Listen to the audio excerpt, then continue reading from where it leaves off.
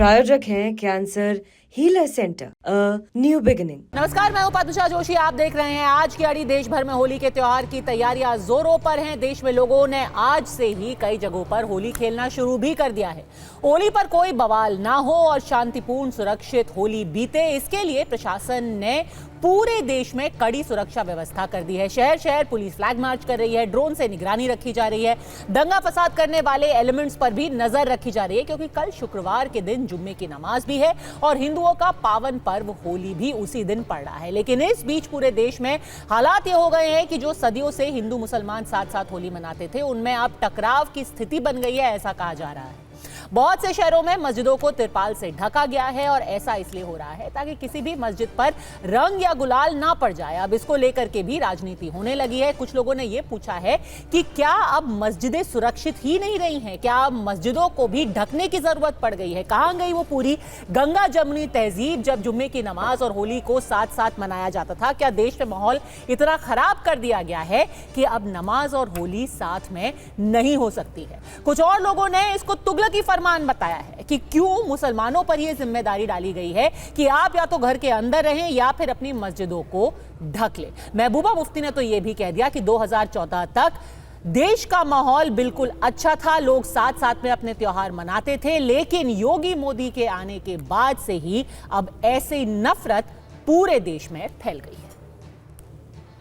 विवाद न हो इसलिए ये तमाम मजहबी जगहों को ढका गया है। ये बहुत ही अफसोसनाक बात है कि ये ज़रूरत पेश आई।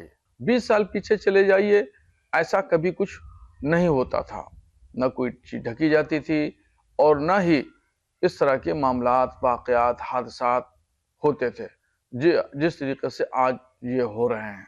क्योंकि अब कुछ शरारती तत्व ऐसे हैं जिन्होंने दरारें डाल दी हैं।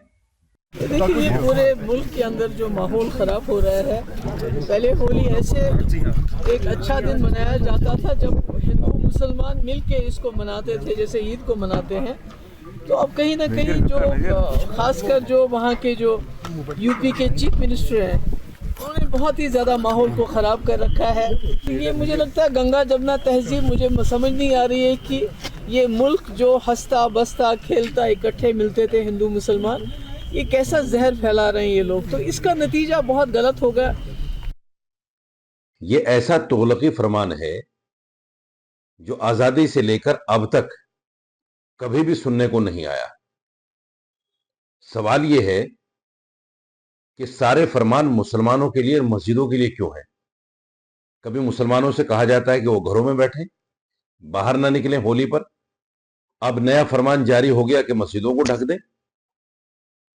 हिंदुओं के लिए क्यों फरमान जारी नहीं होता कि ऐसे किसी मुसलमान पर होली का रंग न डालें जो नमाज के लिए जा रहा हो? या उनको यह क्यों नहीं कहा जाता कि मस्जिद के आसपास ना फटके, नहीं तो उनके खिलाफ कार्रवाई होगी?